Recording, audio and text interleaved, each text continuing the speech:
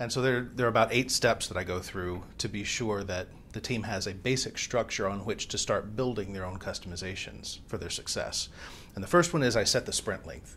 The sprint length is what I usually do is 1 week sprints. I can't really find a really good excuse to go to a 2-week sprint, but a lot of teams freak out when they hear the 1-week sprint. So you have to sort of talk to them about it and help them understand that it's about iterating, which is something that's often new, especially if you're coming from a waterfall background.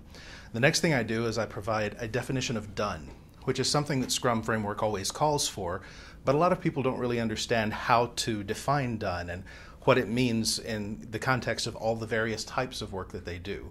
So my default definition of done is just very simple, but it's sufficient to provide them, a little bit of a framework for how to get to the end and know that they've done what they needed to do. Things like feature complete and code complete. It's got to be accepted by the product owner. Really just the basics.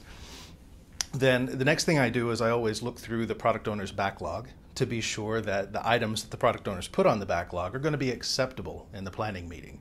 I don't put that burden on the team initially, although they do have the authority to reject a card when it comes to the planning meeting if it's not a very good card.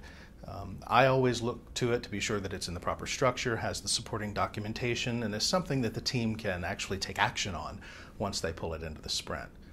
Then I also give them a new way to apply the invest mnemonic that most teams haven't done before. And that is basically using invest to figure out where do you stop breaking a story down and where do you start just getting to work. And so it's kind of a new perspective on invest. So it's a very important way to get time out of the planning meeting and back into trying to achieve the sprint. Stop planning, start doing. I always insist on physical Scrum boards. I know there's a lot of software out there that does a decent job of showing what's going on to remote offices. But even if you have a remote office, it's very important to have a physical Scrum board or a physical information radiator so that people can walk by and get a passive status update, which you don't get from software. You have to go looking for it if it's in software.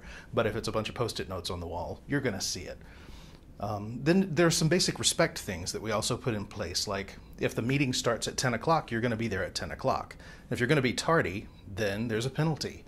And I've had teams self-impose penalties up to like $20 if you're 1 second late. And by the way, that $20 does not go toward a team party. It goes toward, someone's favorite charity. If someone is the person who's always there on time, then they get to choose what charity the money goes to when it reaches a certain amount. And then I also set an expectation that the planning meeting is going to be about 10% of the entire sprint length.